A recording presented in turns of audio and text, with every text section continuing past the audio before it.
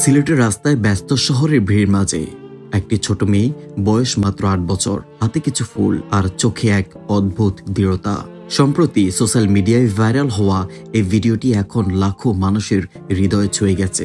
ভিডিওতে দেখা যায় ছোট মেয়েটি রাস্তায় দাঁড়িয়ে ফুল বিক্রি করছে, কিন্তু তার কথা বলার ভঙ্গি, তার সরলতা আর জীবনের প্রতি তার সংগ্রামের গল্প সবকিছুই মানুষকে গভীরভাবে নাড়িয়ে দিয়েছে। সে শুধু নিজের পরিশ্রম দিয়ে বাঁচতে চায়।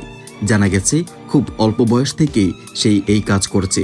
পরিবারের দায়িত্ব, জীবনের কঠিন বাস্তবতা সবকিছুই যেন তাকে সময়ের আগেই বড় করে দিয়েছে। তার হাসির আড়ালে লুকিয়ে আছে অনেক কষ্ট। তার ছোট হাতে ধরা ফুলগুলো যেন বিক্রির জন্য নয়, বরং তার স্বপ্ন, তার বেঁচে থাকার লড়াইয়ের প্রতীক। এই ছোট মেয়েটি আমাদের একটা বড় শিক্ষা দিয়ে গেছে।